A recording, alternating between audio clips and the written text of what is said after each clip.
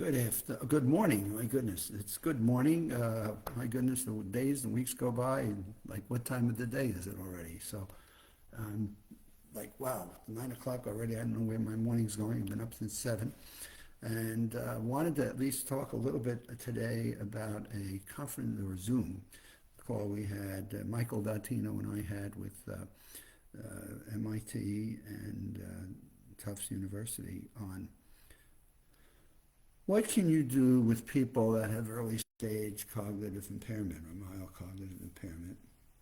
And can you put together a program to where you can teach them some of the fundamental memory skills, names and faces, the loci method, maybe a mind map exercise that can help people that have this early diagnosis, early scoring on the MOCA, the test that they give to people in doctor's offices that determine whether or not they're beginning to have some impairment.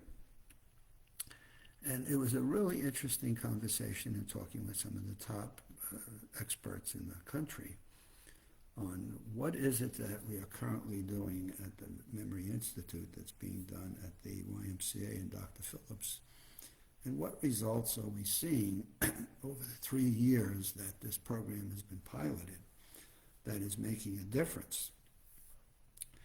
And so we broke down a little bit about, some of the work that we've done and what's the level of people that can absorb how to improve when people remember names and faces. So how would you go about taking 20 people through on Zoom sessions how to improve their ability to remember names and faces?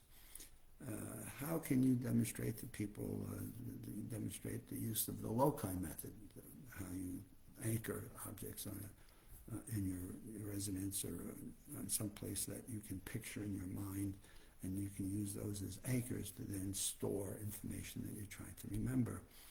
And how many lessons would that take, and what would that look like? And then can we put people into MRI machines and look at them before training and then look at them a year later as they've practiced these skills and techniques and see what the physiological changes are that actually take place in their brain. As we learned on the call yesterday, there's obviously an increasing rise of people with mild cognitive impairment. And the science is trying to figure out, is that just because more people are getting older, or is this something that happens to people as they do, or is it something we can stop, or we can retract it? And I don't think we can retract it, so I'm not into how we're going to stop it. I'm more into how do you prolong staying into a mentally fit state and pushing out any of the more detrimental impacts. And so it was a really a welcoming conversation to have with people who have got an interest in realizing that, there are important things that we can learn and do to help people with their memories. And I always say that that's at any age. We can teach people, and we can teach kids in middle school, and I usually find 12 years and above, where you can start to absorb concepts with kids and children that are in learning modes, and how to teach them skills and techniques that can help them improve. There are some of my colleagues that feel that you can start that at 5 years old, as they did with my grandkids, who both turned out to be super well and terrific in their intellectual pursuits. But in any case, how do you take people through at any age a series of skill building that helps them to improve their comprehension, their ability to absorb new information, their learning to learn, and how they can go about taking these skills, and then at what repetition do you practice, and at what level do you stop and say, well, I've reached my max. And through the memory championship, I'm not sure what the max is, because we've seen over the 26 years of doing the USA Memory Championship that our mental athletes are reaching new heights every year, and they're stretching themselves to places that they never thought were possible in the past. So to that degree, what's happening, what's going on here, and what can we do to get more and more people to realize there's so much more that you can do with your mental functions than you ever thought were possible. And so, as I say to people, there's hope for all of us, and that hope exists from my age, 12 years old to whatever. And so that was the conversation we were having yesterday in terms of putting together a study and a grant that can take people through these skills and track their progress. So what would it take first to teach them to where they become proficient at it? And then how do you check in with them on a periodic basis on what that's going to take and what that's going to require over a period of 2 years?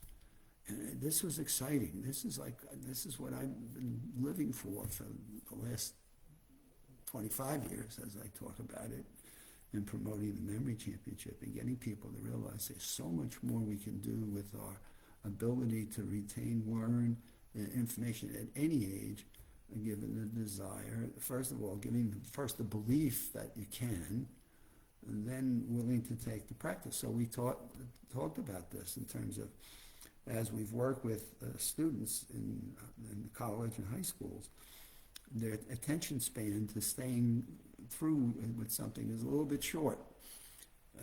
Yet what we learned is that there are people desperate, and as they get older, they reach that stage of desperation. Is what more can I do? And I'm saying, isn't it sad that we have skills and things we can develop and learn in our teens that can use and be beneficial throughout our life, but we wait until we're in the panic stage before we say, what more can I do? And so to me, that was like, God, this is what the USA Memory Champion is trying to show people. You can do things with your memories and your comprehension and your cognitive fitness than you never thought possible, and yet they are, given the skill and the fact that you learn to learn.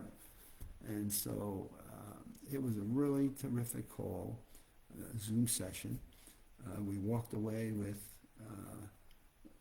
what the study is going to have, what the grant will have to have included in it, and now it's putting that grant together and getting somebody to provide the funding for it that basically says having people learn how to improve their memories regardless of their age or condition is something we ought to be looking at. And in this case, it'll be mild cognitive impairment, and how do you suspend that and slow its progression, or maybe even stop its progression? And can we do this for a group of people where we can demonstrate this little bit of a beginning that creates a massive level of hope for people even before they get to that stage? And we shared with them, the people at the Memory Institute that we do, on what are some of the things we've tried and how have those worked and how would we have tracked those people. And unfortunately, in the science world, it's like, what's your baseline, what's your control group, and who are the people that are in the beneficial stage of learning. And this was something we never stopped and started to do years ago in terms of the benefits to it. So it's an interesting concept, an interesting proposal from all the years that I've worked on this.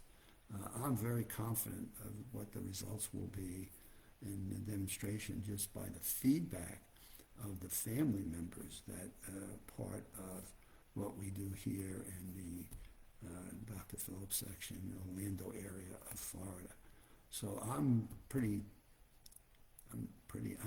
totally confident of what the results of this will be, given the fact that we've now got a couple of major science institutes that are interested in working and helping to bring this message forward. Off we go to the Institute now. As I finish my Zoom, I'll be hopping in the car and going over to today's session of helping people to live better lives throughout